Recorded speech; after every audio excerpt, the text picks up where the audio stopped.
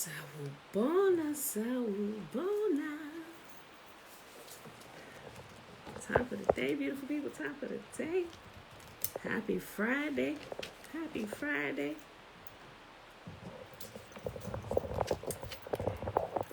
I got all my stuff together this morning for the most part, y'all.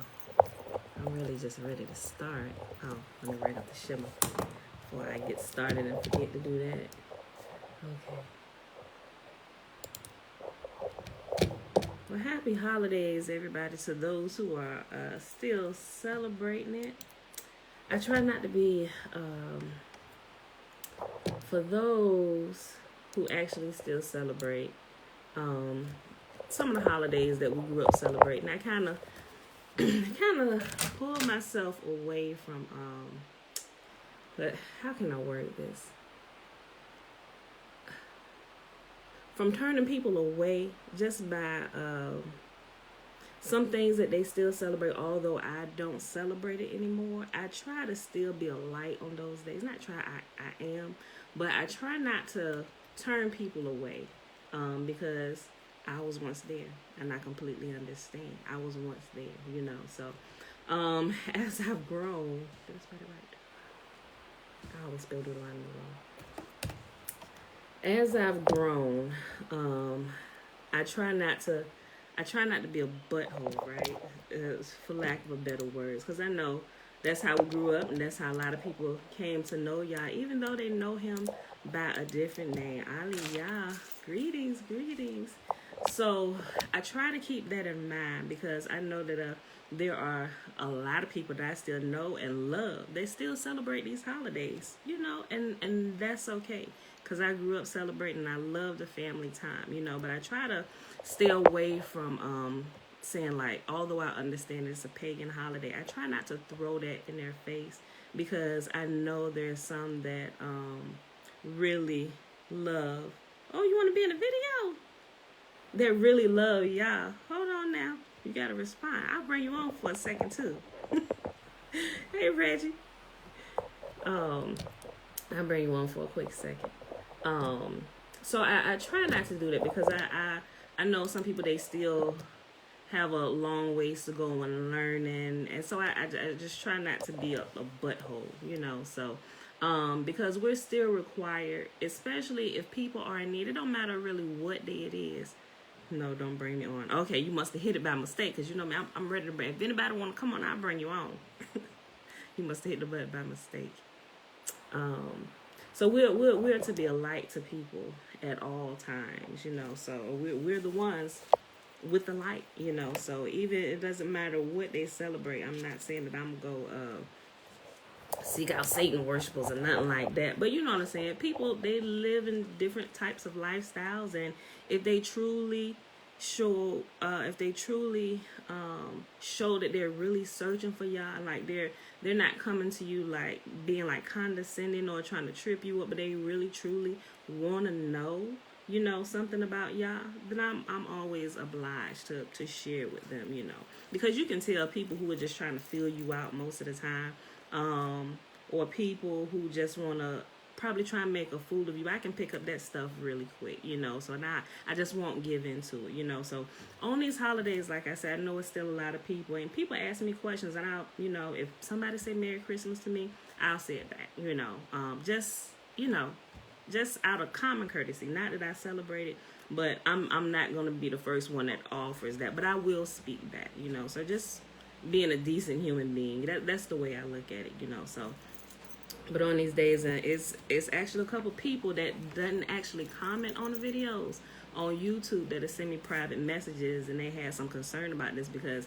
they're transitioning and they're learning the ways of Yah, and they said like Christmas time is a really big family time for them, and all their family gets together, and they said they really didn't know what to do or how they should act. I said, sis, be normal. I said, if you enjoy celebrating that time with your family, enjoy celebrating that time with your family. Good morning, Corey. Good morning. I thought I had to join in order to respond, just to let you know I was watching. You jamming, says don't put me on the video. Oh, yeah, I'll have to bring you on. You can just comment right there in the comment section. Unless y'all want to come on, then I'll bring y'all on for a quick second, you know. If it's not doing the reading, but before or after, whatever, we'll do it real quick, you know, just to say hi, you know. But yeah, so that's all I wanted to say, you know. So still be a light, even though we are celebrating and keeping Yahuwah's feast days. There's still a lot of people who truly love Yah, who truly love him. They just, you know, they haven't started transitioning into actually kind of keeping his laws yet, because that they were raised that way. But you can clearly tell if Yah knows them simply by some of the things that he does for them. And it's like, that had to be nobody but Yah to do that, you know. So I'm mindful of those things. So over my last few years of growing, I tried not to be a butt wipe, you know, towards people, because I don't want to turn somebody away, somebody who I can truly really be a light to down the road sometime, you know, because people are watching you regardless, you know. So I try to be mindful of my words. Sometimes I slip up, I may say something, but charge it to my head and not my heart, as the church folk would say. Charge it to the head and not my heart. You know, I probably just did it ignorantly because I've been doing it for such a long time, you know. So I know sometimes people pop in here on my video, but like, this girl is straight off the street. It's her name, Keisha, you know, because sometimes, you know, I sound like that. I'm trying to get better with my speaking and properly presenting myself to people, you know. So guys, you know, it's all in love. It's all in love. If today is celebrated, how come everybody get a gift but him? You know what? I mean, that's right. Everybody, well, let's not get into that, but we're going to go ahead and start the video. But that's a good point. Everybody should give gifts to Yah. To Yah. Yah is the giver of all gifts, you know. My thoughts is, I'll just keep it at that. We should all give praise and honor to the giver of gifts. So, with that being said, beautiful people, not all of us are on the same speed, but once someone starts hearing the truth, they'll need to repent and give an order to discern the meat, because we can't say nor do child ways forever. You're absolutely right. We absolutely must grow up. We absolutely must grow up out of Yah. I'm 100% with you on that. You know, when you were a child, you do childish things, but as you begin to grow, you put away childish things, you know. So, but I know there's although it's not a lot of people with us live in the morning, it's a lot of people that come and watch it after the fact on Facebook and on YouTube. It's about a good handful, about at least 40 people daily that watch it, you know, and I know they are at different levels. So I try to be mindful of that. You know, if I say something that I've studied deeply that most people may not have studied, I try to explain it a little bit, because I don't want to lose anybody, so to speak. I want to make sure that everybody's trekking with me, you know. So, but all right, y'all, let's go ahead and get started. Because you know me, I talk and I run my mouth all day. I try not to. I try to stay focused, y'all. Don't be throwing me off, y'all. Don't be throwing me off. No. Okay, we're going to start with the Shema. Hear, therefore, O Israel, all of Yahuwah's people, hear and observe to do it, that it may be well with you, and that you may increase mightily, as Yahuwah, the God of thy fathers, has promised you, in the land that floweth with milk and honey. Hear, O Israel, that Yahuwah, our God, he is one God. And you shall love Yahuwah thy God with all thy heart, with all thy soul, and with all thy might. And these shall be the words which I command thee this day, and they shall be in thine heart. And thou shalt teach them diligently unto thy children, and shalt talk of them when thou sittest in thine house, and when thou walkest by the way, and when thou liest down, and when thou risest up. And thou shalt bind them as a sign upon thy hand, and they shall be as frontlets between thine eyes. If you ever see Jewish people, where the I forget it, it's called, it starts with a T, it's like the, I'm gonna say it wrong, a tefillin or something like that they put right here, and they wear it across here. They're actually doing an outward show of it, but what it's talking about is, like, in your thoughts, think on and meditate on Yahuwah's law, so that as they begin to assimilate through your whole being, the actions that you carry out will be righteous. So thou shalt bind them as a sign upon thy hand and thy actions, and they shall be as frontlets between thy eyes and thy thoughts. And thou shalt write them upon the posts of thy house and thy gates. And then you shall also teach your household in the ways of Yah, and show them how to carry it out. Remember, because they do what they see, bend them in the ways of Yah. And Yahuwah commanded us to do all these statutes, to fear Yahuwah our God for our good always, that he might preserve us alive as it is this day. And it shall be our righteousness if we observe to do all these commandments before Yahuwah our God, as he has commanded us. All right, beautiful people. So let's go ahead and get started. Hey, everybody. Merry Christmas, Mom. Jolie. All right, y'all. So we are starting today in Enoch chapter 74. Let me put this right here. And we're going to pick this back up as it talks about the cycle of the moon and its laws. Okay. All right, y'all. So like I said yesterday, this is one of the sections in the Book of Enoch where it's talking. They call this the luminary section, 72 through 82. Where I learned a lot about the rotation of the sun and the moon and the stars and stuff like that, right? So if you actually go out here, you pay attention to this, and you actually go outside and observe it, you will actually begin to see it moving in these through their gates and stuff. You can't see the gates, but you will see it moving. And even with the moon, as we're going to read today, it won't always rise. At the beginning of the month, she rises with the sun, but as she gains more light, she begins to rise later and later. But you will also see that some mornings you'll watch to go see her rise, and she won't rise in the same place. It's because she's rising in a different gate, or she's setting in a different gate. When you're out even during the day, you will begin seeing the moon, but you'll catch her in different places. So I think I found one day I was out there looking for her. I was like, wait a minute, she ain't in none of she hiding places. That's like an inside joke. I know that's poor English, but I was out there looking, and that's when I realized. I was like, wait a minute, hold on, what's going on? Ain't no cloud. It's not cloudy today. Where is the moon? So I actually got in my car and I went driving around the neighborhood, and I spotted her in a different place. I was like, oh, wait, did she enter into a different gate today? I was like, wait a minute. Oh, snap. Enoch is really right. So that's when I began to really pay attention to where she rises now and where she sets, because that tells me there's a gate there or a window there, so. But if you guys paying attention, you will see questions. So get ready. Okay, Tiffany. All right, y'all. So Enoch chapter 74. Then I saw another progress and regulation which he effected in the law of the moon, the progress of the moons and everything. Uriel showed me the holy angel who conducted them all. Their stations I wrote down as he showed them to me.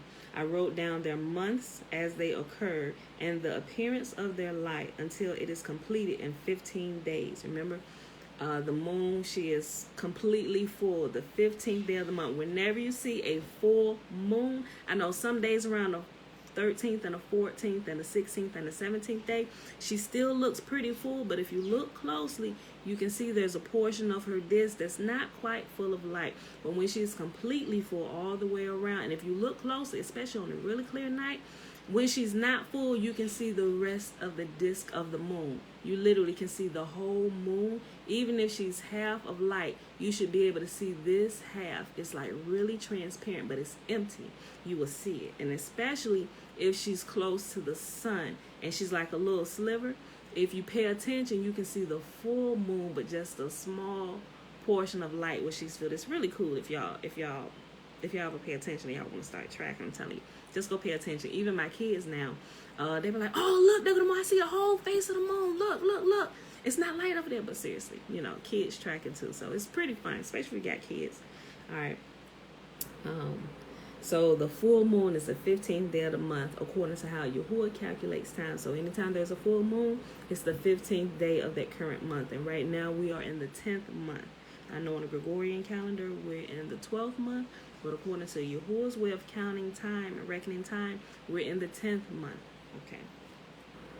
In each of its 7 portions, it completes all its light at the rising and its setting. On stated months, it changes settings, and on stated months, it makes its progress on each. In 2, the moon sets with the sun, in those 2 gates which are in the midst, in the 3rd and 4th gate. It goes forth for 7 days and makes its circuit. Again, it returns to the gate whence the sun goes forth, and in that completes the whole of its light. Then it declines from the sun and enters in 8 days into the 6th gate from which the sun goes forth. When the sun proceeds to the 4th gate, it goes forth for 7 days until it passes from the 5th. Again, it returns in 7 days to the 4th gate, and completing all its light, declines and passes on by the 1st gate in 8 days, and returns in 7 days to the 4th gate from which the sun goes forth. Thus I beheld their stations, as according to the fixed order of the month, the sun rises and sets. At those times there is an excess of 30 days belonging to the sun in 5 years, and all the days belonging to each year of the 5 years, when completed, amount to 364 days, and the sun and the stars belong 6 days, 6 days in each of the 5 years, 30 days belonging to them, so that the moon has 30 days less than the sun and the stars. The moon brings on all the years exactly, that their stations may come neither too forwards nor too backwards a single day, but that the years may be changed with correct precision in 364 days. I'm going to finish reading this and I'll explain a little bit of what I understand. In 3 years, the days are 1,092. In 5 years, they are 1,820. And in 8 years, 2,912 days. To the moon alone belong in 3 years 1,062 days. In 5 years, it has 50 days less, for an addition being made to the 62 days. In 5 years, there are 1,770 days, and the days of the moon in 8 years are 2,832 days. For its days in 8 years are less 80 days, which 80 days are its diminution in 8 years. The year then becomes truly complete according to the station of the moon and the station of the sun, which rises in the gates, which rise and set in them for 30 days. Okay, now, I know y'all probably like, what did you just say?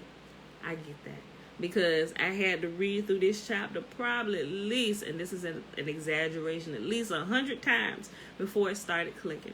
Okay, so what happens is, okay, now, you know how there are different groups of people, different religions, they'll calculate time based on the moon alone. And some will do it based on the sun alone, just like the solar calendar. Some will use the lunar calendar. But Yahuwah teaches us to calculate time on a solar lunar calendar. We have to use the sun and the moon, right? The sun counts the days, the moon is the nights and the months, right? To get a proper count, which is why it names out all these years. They're saying 8 years, these are the days of the sun and these are the days of the moon. Because remember, the days that count, okay, listen to what I'm saying. All the days count for the moon, but okay, you know how we rest on the Sabbath day here, and we only count the days that we are here. We don't include the count of the days that we rest, right? But the days are still counted because they apply, because we're told to rest on those days. It's the same thing with the moon, right? So we count the days that are light as we're counting the days, which is why the moon has like a count of like 28 and a half to 29 and a half days, just depending on what you're looking at. But it tells us here it's like 29 days, but her count is 30 days. But we know some months they're like 30 days and 31 days. It gets kind of confusing, but you got to be following and actually tracking it for it to make sense, you know. And I hope it's not confusing. So the count of the moon is actually counting the days that you can actually see the moon, or the days that's full of light. And it's not count in that count is not counting the days of the new moon, which is completely dark. Those are the days that aren't counted, which is why it gets behind in its count from the sun.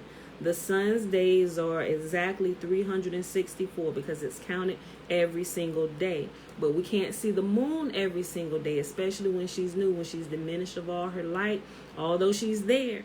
And it still rises and it still sets, although you can't see it. We don't count those days because we can't see them. They're still counted in the total scheme of counting of the days, but that's why the count is behind for the moon and the sun. The sun always has more counted light days than the moon. I hope I explained that in a way. You see what I'm saying? So we count the days as actual light, and that's what it's calculating here. Y'all get what I'm saying? I hope that made sense, y'all. Okay. So for the moon, we count the actual light days just like we count the actual light days for the sun. But the days of light are less than the sun because it goes through that diminishing and filling up period, right? So for the moon, we only count the days where it actually has light. So there's a period, and also, you know how some months are longer than other months. It's the same day because also if you track it, sometimes the moon will be dark when she's new. Will be without. Not be without the moon, but we won't be able to see her for about 2 days. And that's how they get the count for like the 30 and the 31 days, right? Because sometimes the moon's transition period is she's 2 days completely dark, and some months she's 1 day completely dark. Then we start seeing a bit of light. So I hope that made sense, y'all. So, and those are called like the transition, the days that the moon is completely dark. Those are the transition days. So I hope I didn't screw y'all up. All right, I get it. I know some people who haven't been followed may not get it. They probably still like, I still don't know what you're talking about. Keep reading, Pam. Okay, so Enoch chapter 75. Y'all have any questions? Just type them in. If y'all just gonna be like, you know what, just keep going, Pam. We'll get it sooner or later. Okay. Enoch chapter 75. These are the leaders of the chiefs of thousands, which are over all creation and over all the stars, with the 4 which are added and never separate. Hold on.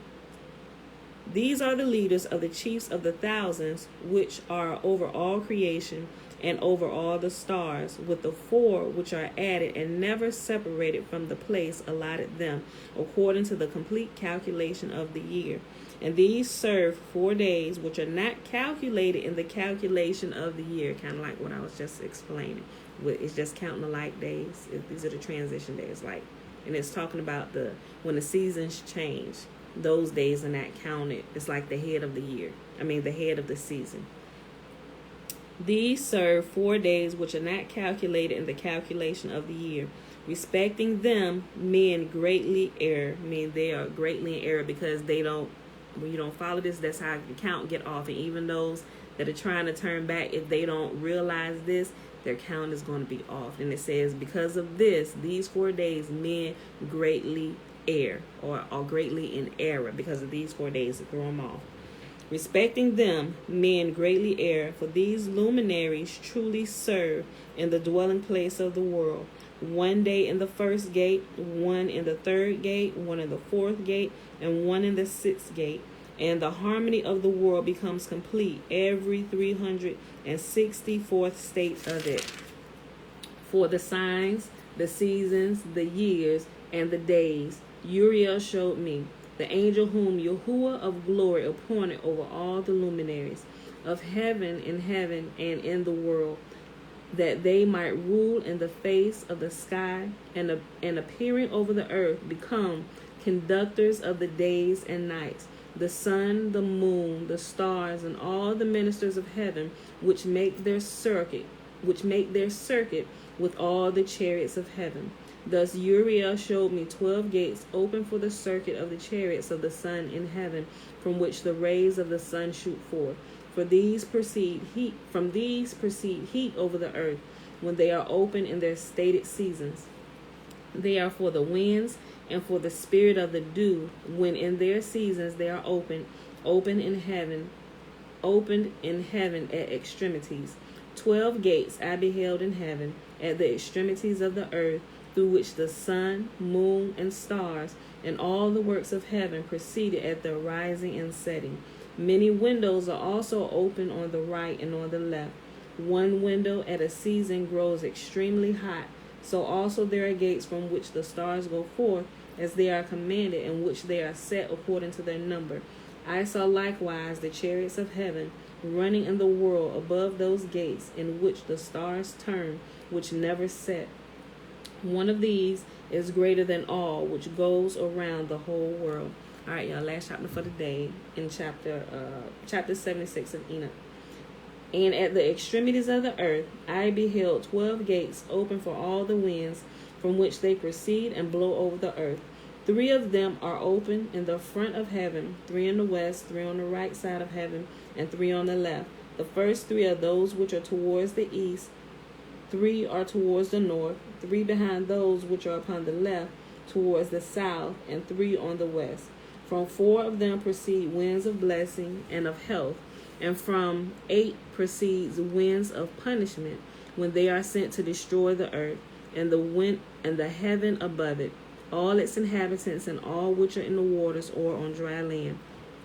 The first of these winds proceed from the gate termed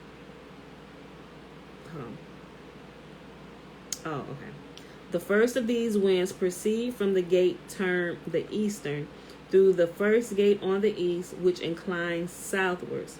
From this goes forth destruction, drought, heat, and perdition. From the second gate, the middle one, proceeds equity. There issue from it rain, fruitfulness, health, and dew. And from the third gate, northwards, proceed cold and drought. So it's saying all these different gates are releasing the different types of weather and stuff and things that we see on the earth. Dana said, so on the new moon, you shouldn't be counting it as a day.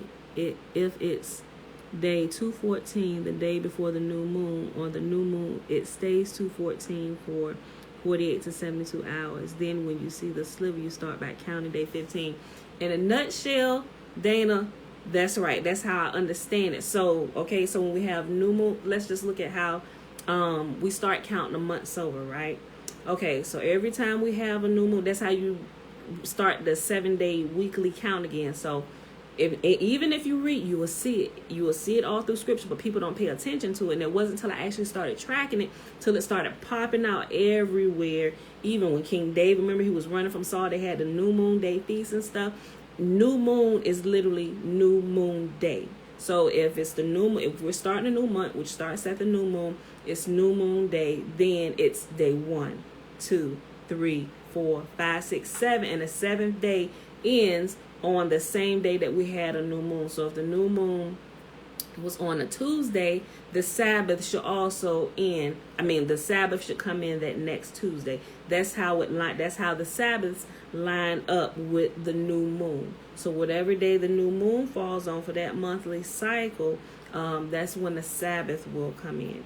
So like this Sabbath, this monthly cycle, the new moon literally came in Tuesday, the first sliver. So boom, new moon day celebration. They actually had feasts, and the new moon is not a Sabbath, but in a lot of places I see it being treated as a Sabbath. That's why I really hadn't said anything, because I don't, but it's treated as a Sabbath. It's literally a feast day. Even Yahuwah calls it out when they was doing the shenanigans. He said, look, I'm sick of your Sabbath. I'm sick of your new moon feast, all your feast days. He said, stop it all, because y'all not even keeping it in your heart. He said, you're outwardly keeping my commands, but inwardly you just as filthy comes.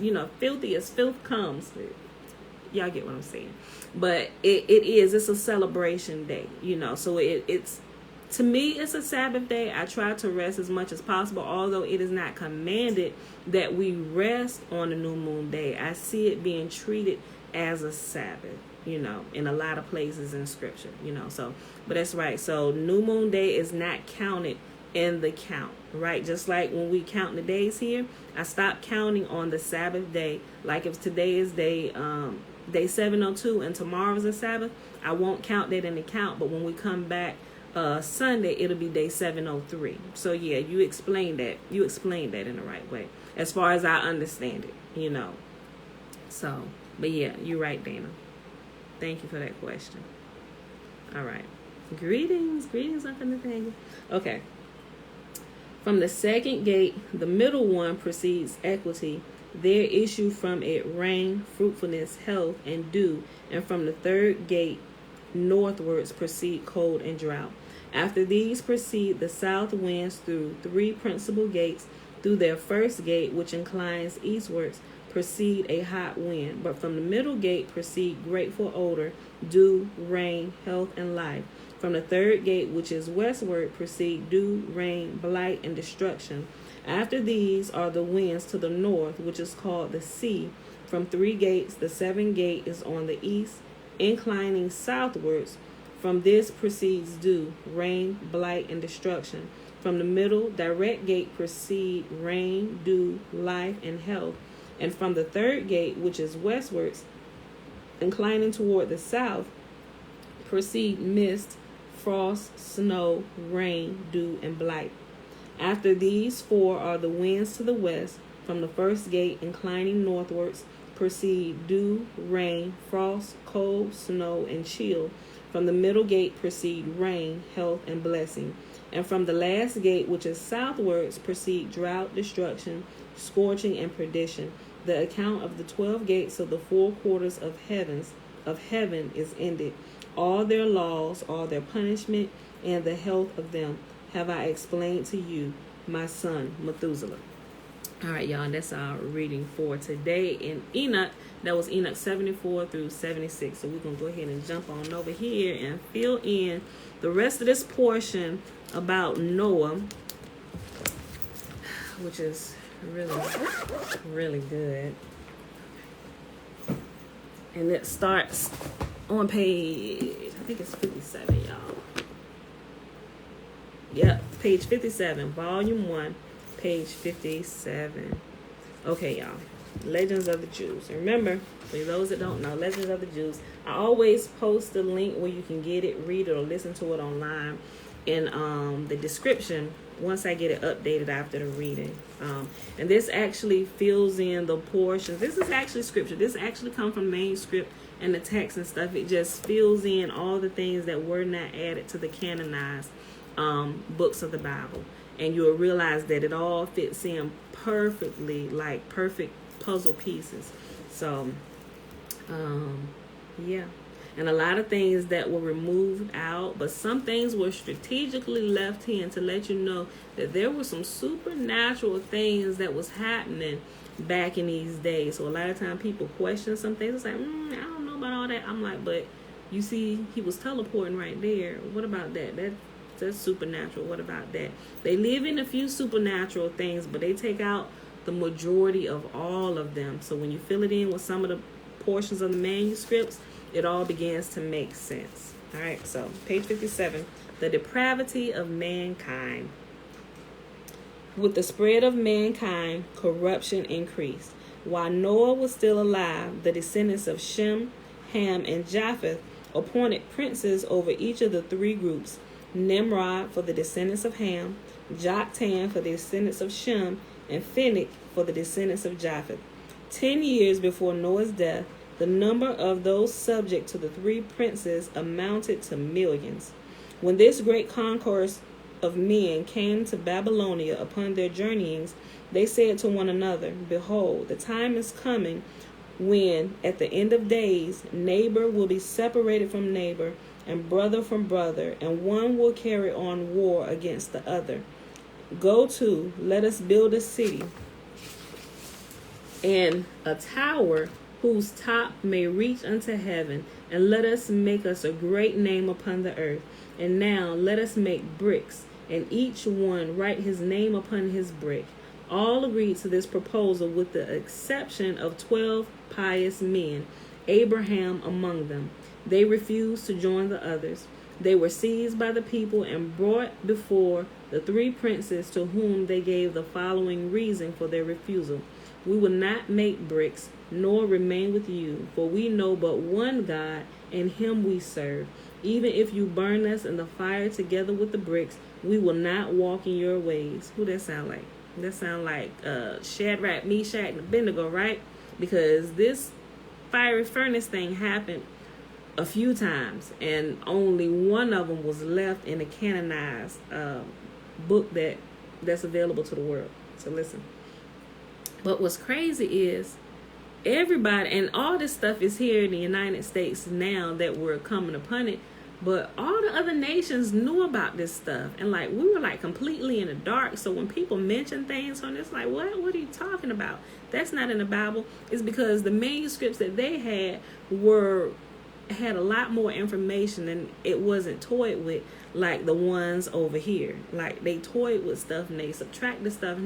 You take this portion, this is all you need, which get people all screwed up in the mind. They start fighting amongst each other. That's not true. They don't say this, and we're the ones that's completely ignorant, and we're lacking information, and they have manuscripts that are way, way more full than what we have. But what we have, it's enough to save your soul, like I always said. And as you go and you study it, Yahuwah will lead you and guide you into all truth, and he'll reveal more truth and make it available to you, so I thank y'all for that. Okay.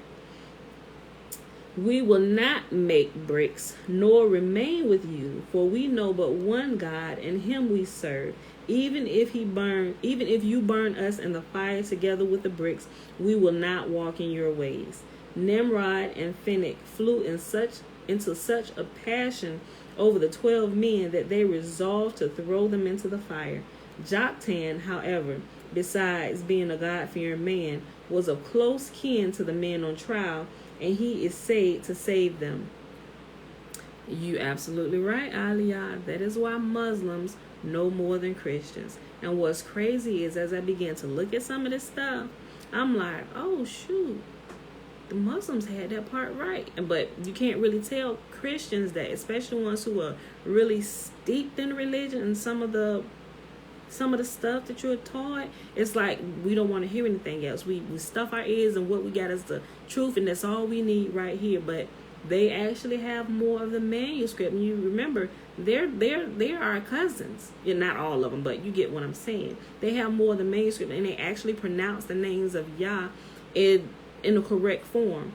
But when we hear it over here, it's like, oh, blasphemy, you're worshiping Allah. And I'm like, gee, do y'all realize that Allah is just a general term for God? They could say the same thing about us when we say the word God, and they say Allah, but we're both saying the same thing. We're saying God. They just saying it in their tongue, so. But that's a whole nother conversation. Okay. He proposed to his two colleagues to grant them a 7 days respite. His plan was accepted, such difference being paid to him as the primate among the three. The 12 were incarcerated in the house of Joktan. In the night, he charged 50 of his attendants to mount the prisoners upon mules and to take them to the mountains. Thus they would escape the threatened punishment. Joktan provided for them food for a month. He was sure that in the meantime, either a change of sentiment would come about and the people desist from their purpose, or Yahuwah would help the fugitives. Facts. Malcolm X 2, Christians see him as a bad guy compared to Martin Luther King. You're absolutely right. You're absolutely right, Dana. That's what I'm saying. All this stuff, I'm just like, I was flabbergasted as I began to realize some of this stuff, So I would say Christians are really sheltered. I say that because I used to be there, and it's like, nope, don't listen to nothing else. This is all you need right here. Don't pay attention to none of that stuff, because if we actually stepped out of ranks and we started paying attention to some of that stuff, some of the stuff that they was teaching us over here would be questionable. But like, wait a minute, but what they're saying, it lines up with this, and wait a minute, my spirit felt truth when I heard that, so you just learn how to decipher truth from error. So you're right. They do look at him as a bad guy, but he really wasn't. But you can't really have those type of conversations with everybody. You really can't. Abraham alone rejected it, saying, behold, today we flee to the mountains to escape from the fire. But if wild beasts rush out from the mountains and devour us, or if food is lacking so that we die by famine, we shall be found fleeing before the people of the land and dying in our own sins. So everybody was going except for Abraham. He said, no, I'm going to stay here and I'm going to trust y'all. Now, as Yahuwah liveth, in whom I trust, I will not depart from this place wherein they have imprisoned me. And if I am to die through my sins, then I will die by the will of Yahuwah according to his desire. In vain, Joktan endeavored to persuade Abraham to flee. He persisted in his refusal. He remained behind alone in the prison house, while the other 11 made their escape. At the expiration of the set term, when the people returned and demanded the death of the 12 captives, Joktan could only produce Abraham. His excuse was that the rest had broken loose during the night. The people were about to throw themselves upon Abraham and cast him into the lime kiln. Suddenly an earthquake was felt. The fire darted out from the furnace, and all who were standing round about, 84,000 of the people, were consumed, while Abraham remained untouched. Thereupon he repaired to his 11 friends in the mountains and told them of the miracle that had befallen for his sake. They all returned with him and unmolested by the people, and they gave praise and thanks to Yahuwah. That was the great deception, Dana. Okay, y'all, we're about to go into the section about Nimrod. The first among the leaders of the corrupt men was Nimrod.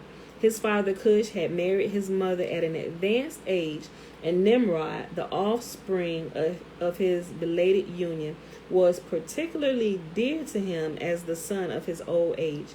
He gave him the clothes made of skins which Yahuwah had furnished Adam and Eve at the time of their leaving paradise. Cush himself had gained possession of them through Ham. Remember we talked about this?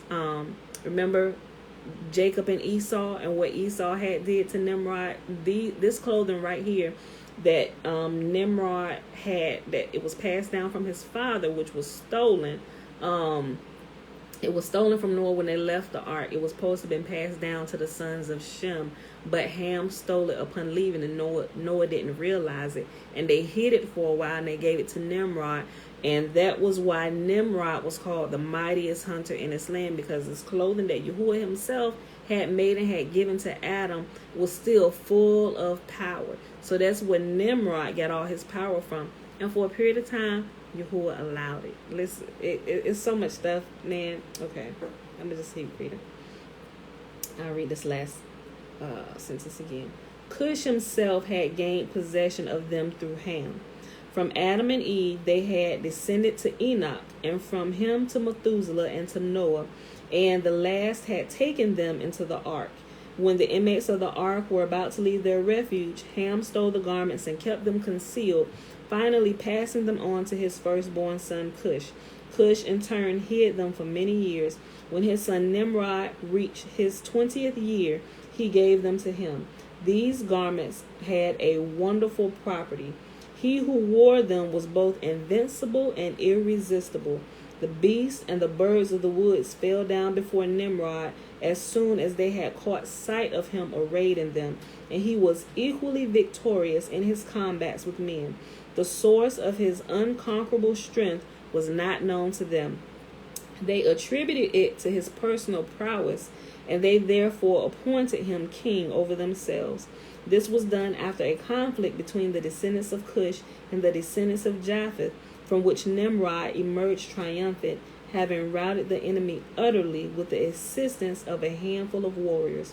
He chose Shinar as his capital. Thence he extended his dominion farther and farther, until he rose by cunning and force to be the sole ruler of the whole world, the first mortal to hold universal sway, as the ninth ruler to possess the same power. Thence he extended his dominion farther and farther, until he rose by cunning and force to be the sole ruler of the whole world, the first mortal to hold universal sway, as the ninth ruler to possess the same power will be the Messiah. His impiousness kept peace with his growing power. Since the flood there had been no such sinner as Nimrod. He fashioned idols of wood and stone and paid worship to them, but not satisfied to lead a godless life himself, he did all he could to tempt his subjects into evil ways, wherein he was aided and abetted by his son Mardon. This son of his outstripped his father in iniquity. It was their time and their life that gave rise to the proverb, out of the wicked come forth wickedness. The great success that attended all of Nimrod's undertakings produced a sinister effect. Men no longer trusted in Yahuwah, but rather in their own prowess and ability and attitude which Nimrod tried to convert the whole world. Therefore people said, since the creation of the world there has been none like Nimrod, a mighty hunter of men and beasts, and a sinner before Yahuwah. And not all of this sufficed unto Nimrod's evil desire. Not enough that he turned men away from Yahuwah, he did all he could to make them pay divine honors unto himself. He set himself up as a god and made a seat for himself in imitation of the seat of Yahuwah. It was a tower built out of a round rock, and on it he placed a throne of cedar wood, upon which arose, one above the other, 4 thrones of iron, copper, silver, and gold. Crowning all, upon the golden throne lay a precious stone, round in shape and gigantic in size. This served him as a seat, and as he sat upon it, all nations came and paid him divine homage. Okay, now we're going to go in and read the section about the Tower of Babel, the tops. On the top of the stick, the Most High used to create creation as well. I read your comment too late. I ain't tracking with you. Aliyah. I know you responded to something I said, but it's not clicking right now. The iniquity and godlessness of Nimrod reached their climax in the building of the Tower of Babel. His counselors had proposed the plan of erecting such a tower. Nimrod had agreed to it, and it was executed in Shinar by a mob of 600,000 men. The enterprise was neither more nor less than rebellion against Yahuwah, and there were 3 sorts of rebels among the builders. The first party spoke, "Let us ascend into the heavens and wage warfare with him." The second party spoke, "Let us ascend into the heavens, set up our idols, and pay worship unto them there." And the third party spoke, "Let us ascend into the heavens and ruin them with our bows and spears." I'm like, y'all really think y'all about to do this, don't y'all? Many, many years were passed in the building of the tower. It reached so great a height that it took a year to mount the top. A brick was, therefore, more precious in the sight of the builders than a human being. If a man fell down and met his death, none took notice of it. But if a brick dropped, they wept, because it would take a year to replace it. So intent were they upon accomplishing their purpose that they would not permit a woman to interrupt herself in the work of brick making when the hour of travail came upon her. Molding bricks, she gave birth to her child, and tying it around her body in a sheet, she went on molding bricks. They never slackened in their work, and from their dizzy height they constantly shot arrows toward heaven, which returning were seen to be covered with blood. They were thus fortified in their delusions, and they cried, "We have slain all who are in heaven." Thereupon Yahuwah returned to the 70 angels who encompassed his throne, and he spake, "Go to, let us go down there and confound their language, that they may not be able to understand one another's speech." It would have been really helpful if we would have had this first portion in here before when we start reading about the Tower of Babel in Genesis, right? Listen to this. "We have slain all who are in heaven." Thereupon Yahuwah turned to the 70 angels who encompassed his throne, and he spake, "Go to, let us go down and there confound their language, that they may not understand one another's speech." Thus it happened. Thenceforth no one knew what the other spoke. One would ask for the mortar, and the other handed him a brick. In a rage he would throw the brick at his partner and kill him. Many perished in this manner, and the rest were punished according to the nature of their rebellious conduct. Those who had spoken, "Let us ascend into the heavens, set up our idols, and pay worship unto them there," Yahuwah transformed into apes and phantoms. Those who had proposed to assault the heavens with their arms, Yahuwah set against each other, so that they fell into combat. And those who had resolved to carry on a combat with Yahuwah in heaven were scattered broadcast over the earth. Like, why are y'all playing with him? Like, y'all are playing with the creator of heaven and earth. So he had a little bit of fun with y'all. That's right. He was messing with them for real, for real. As for the unfinished tower, A part sank into the earth, and another part was consumed by fire. Only 1/3 of it remained standing. The place of the tower has never lost its peculiar quality. Whoever passes it forgets all he knows. The punishment inflicted upon the sinful generation of the tower is comparatively lenient.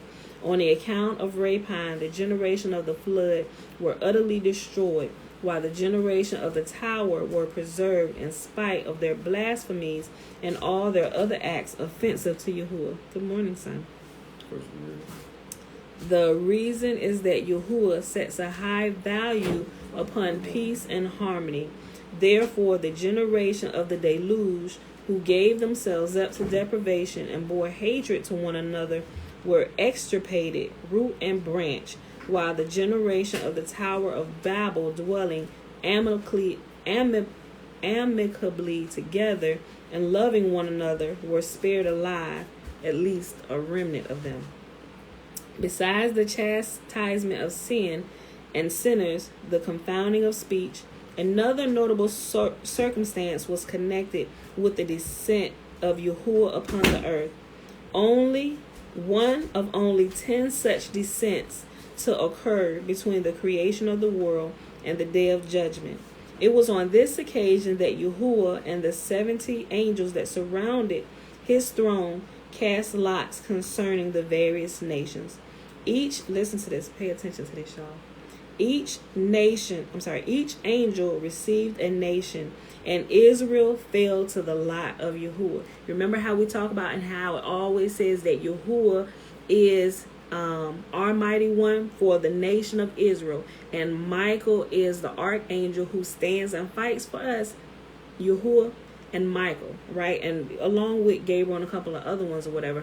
But all the different other nations, they also have angels who are set over them. So if you kind of hear some of this stuff, it may not make sense, especially when we're coming out of the Christian world and it seems like all a bunch of hocus pocus and witchcraft and stuff.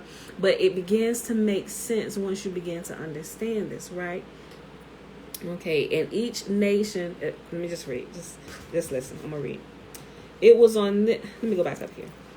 Besides the chastisement of sin and sinners by the confounding of speech, another notable circumstance was connected with the descent of Yahuwah upon the earth. One of only 10 such descents to occur between the creation of the world and the day of judgment, which we have not yet gotten to the day of judgment, y'all. It was on this occasion that Yahuwah and the 70 angels that surrounded his throne cast lots concerning the various nations. Remember, there were originally 70 nations, and there's still 17 nations, but it's a lot of sub-nations now all over the world under the 70. But those 70 nations still remain the same, and depending on what subset, you will fall under one of them 70 nations. Okay. Each angel received a nation, and Israel fell to the lot of Yahuwah. To every nation a peculiar language was assigned, Hebrew being reserved for Israel, the language made use of by Yahuwah at the creation of the world. We're gonna stop right there because this now it goes into Abraham, so we're gonna pick that back up. Man, it's gonna take me 2 minutes. Let me go ahead. I'm gonna start here. Okay, this is starting chapter 5 now. Abraham. Okay, 10 generations were there from Noah to Abraham, to show how great is the clemency of Yahuwah for all the generations who provoked his wrath, until Abraham our father came and received the reward of all of them. For the sake of Abraham, Yahuwah had showed himself long-suffering and patient during the lives of these 10 generations. Yea,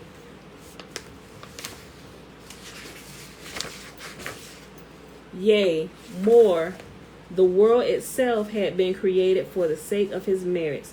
His advent had been made manifest to his ancestor Ru, who uttered the following prophecy at the birth of his son Saru.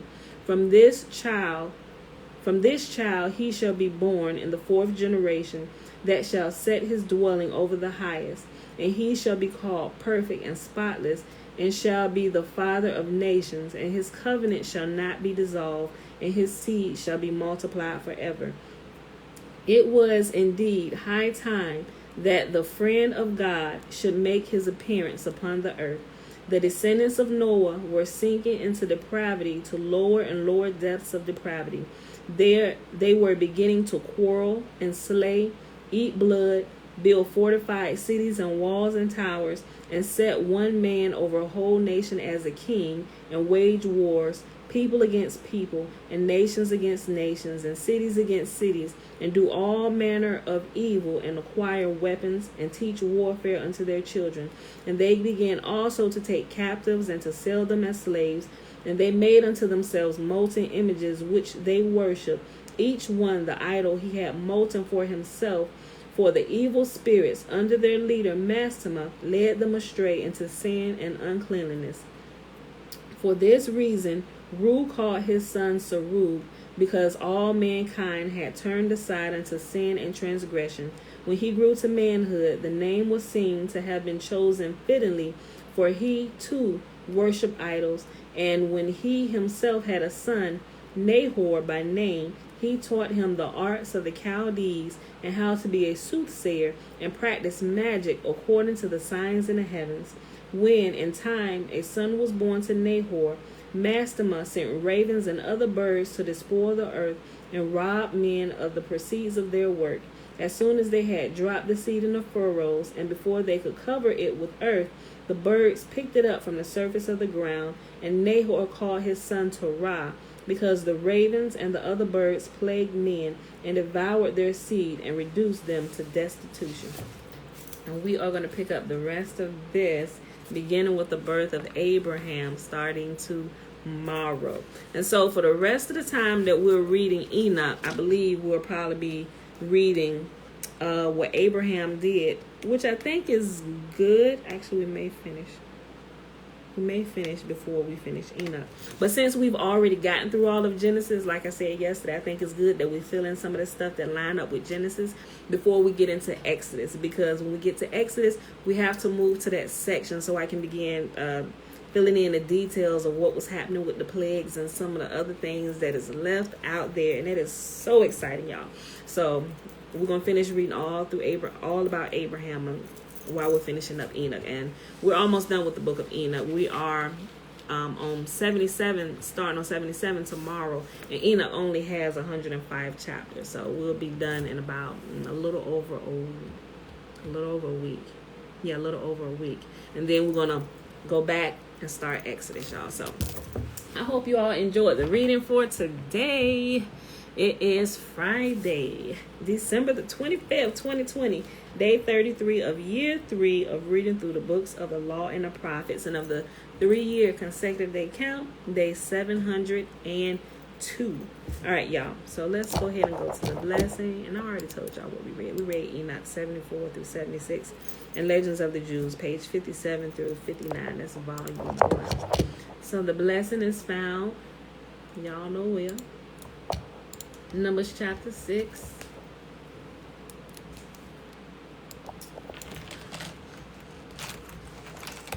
Remember, the first 21 verses is the Nazarite vow. All right, y'all. The blessing begins at verse 22 all the way to the end of the chapter, verse 27.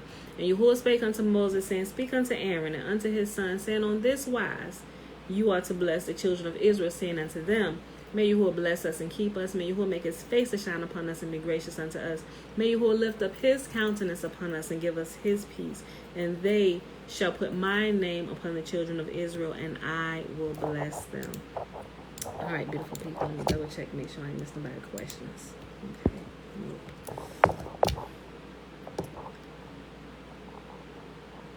Yes, we are the lots of the mighty one. All right, y'all. Okay. All right, y'all. That's it. We out of here. I love y'all. See y'all bright and early in the morning. It's Saturday, 7:30 a.m. Eastern Standard Time. Beautiful people. All right. Also, and for some people, that may watch the YouTube video later. I went back and I watched a couple of the videos, and I noticed for some reason when it's recording my voice, it tends to chop it up a little bit. I don't know if it does that while it's live. Nobody's ever mentioned anything, but I know watching the recorded version of it, sometimes it kind of skips a second or something. I'm not sure, but I'm not sure if it's because I'm moving, like you hear my bracelet and it kind of chops up the sound a little bit in its recording. And I wonder if that's why a lot of people started using microphones. So I ordered me a little microphone so it won't sound so choppy. It's clear, but it sounds choppy to me, and it kind of sounds staticky sometimes. And I don't want that to happen, because if I was listening to somebody's video, it might piss me off, and I might not even listen to the whole thing. So I ordered a microphone, and it'll be here by Monday. So y'all won't see it, though. I have it behind here, but hopefully the sound, it'll make it better. It doesn't do that live? Okay. But yeah, if you go back, if any of y'all ever go back and listen to it after it's already been recorded, you will notice how it chops it up a little. It's not really noticeable. It may not even be noticeable to y'all, but it's noticeable to me, and it plucks my nerves. So I'm like, maybe this is why a microphone is good to have to record. You know, I'm recording from a MacBook. I don't have that issue. It never does that with my phone on Facebook, but I don't know. So I ordered a microphone. Hopefully it'll take care of some of that choppiness and that static and stuff, and it'll kind of do like that soundproof thing where it I don't know, it blocks out all these little sounds like this. And maybe if my dryer is going like yesterday, oh my gosh, I couldn't even watch my own video because I heard my dryer. I'm like, what is that noise in the video? Then I realized that, oh, that's the dryer, and it was a big belt buckle in there, and you kept hearing that. I'm like, oh my gosh, I'm like, I would be shocked if anybody watched this whole replay tomorrow, so. But all right, y'all. So that's it. I ain't got nothing else. All right, y'all. Enjoy time with y'all family. I love y'all, and I'll see y'all bright and early in the morning. Another question. Hold on. Have you developed a personal guide that leads from Enoch to the exact passage, chapters, and the legend of the Jews? You know something? No, listen. I'm glad you asked that question. Look, because Yahoo, you made a comment that I responded to this morning about writing a book. But no, I haven't, but I have, just by keeping track for my own personal reference. So right here, sorry, this is blueberries at the top. So I keep track of my daily readings, and I got a planner for it. And I've been I get a new one every year. I'm about to end this, so I got a brand new for 2021 waiting. So I actually do, based on as we've gone through and what I write in here. So I do have a personal guide on what we read every day as we went through the Book of Enoch, because I write everything down. Like, I keep notes. So like on this day, you will see we read Enoch chapter, when we started Enoch 1 through 8, and we read Legends of the Jews pages 44 through 48, Enoch portions, which was the Enoch portions in here. And then we started going after that. So I keep track of everything. So I kind of have indirectly written a guide without thinking about it, just because I like to keep details and be able to track back my progress and find out where I was at on this particular day. So indirectly, yes, Uncle Nathaniel, I actually have created a guide that goes hand in hand with what we've been doing. So yeah, what I think about doing a podcast, I actually have, and I think it's really, I looked into it, I think it's really easy because I'm already recording live. And I think I just need to I don't know, put the title podcast up there. Really, I don't know. I could have something off a little bit, but I'll check into it more. But I really did, before I started doing it live, I was like, I probably should turn this into a podcast. But as I was looking at some of the podcast things, everybody had like this equipment and stuff. I'm like, I ain't got all that, but it's nothing. I just ordered a microphone, and I don't even know why they use headphones. I think they use headphones maybe if they bring somebody on so they can actually hear people talking without all the extra noise around. Like, I don't know, but I don't know. I probably would. I think it's easy. I probably literally just need to put like podcasts up there, maybe like make it available on iTunes or something. I don't know. podcast would require interactive conversations. Oh, yeah. See, so I'm just reading. I'm having interactive conversations with y'all, like with y'all typing that. But, yeah, it really could get interesting in these discussions. But, see, here's the thing, though, right? I would love to do that, but I want to stick to what Yahuwah told me to do, right? Now, I know people got to go to work, so I want to stick to as close as what Yahuwah told me to do and he told me to read. Now, I can interact with y'all here, or if y'all come ask questions later, I don't know. I just really got to think about that because I don't want to get thrown off, because I'm just like, Father, I want to do it like you tell me to do it. I know a lot of things may be good suggestions, and I don't want to move ahead of time and get thrown off, and then I lose track of what Yahuwah told me to do, and then everything is just, and it's like, stop, because you've gotten off. And I don't want to do that. And I've seen so many people do that, But I love discussion. I really do. We can do it afterwards, and we got to limit it to a certain time because, people got to go to work. Unless it's like a holiday or, evening. But also, my background, everybody's sleeping in because we let them stay up late last night. So they quiet. So some mornings I can chat. Some mornings they be on 10 before we even get started good, so some days are not really good. So y'all called you to a purpose, don't let us mess you up. Yeah, I know. So I'm trying to stay focused, even like I pay attention to other people who are doing things, and you can, like, some people, and I don't know, they just I just don't want to lose track of what I'm supposed to be doing. And reading, I know, is what I'm supposed to be doing, So, but yeah, these conversations we can have, I'll think about that. And maybe on the weekend, since most people will be home, especially with other things. Yeah, so, but yeah, y'all. So, yeah, like weekends, we can stay a few extra minutes, and, answer some questions or chat about some stuff, So if y'all got questions, still type them in there, because if we get done early, I'll go back and I'll check and make sure, okay, I haven't missed anybody's questions or anything, and I'll go and I'll answer them. We can chat that way, So, but all right, y'all, that's it. Somebody coming down the stairs now, and I think it's baby girl. Hey, girl. Hey, Mom. Yes, baby girl. All right, y'all. So I'm about to go. Love y'all. See y'all in the morning, 7:30 a.m. Eastern Standard Time. Peace. All right, okay, you do it. Hit that. Hit it.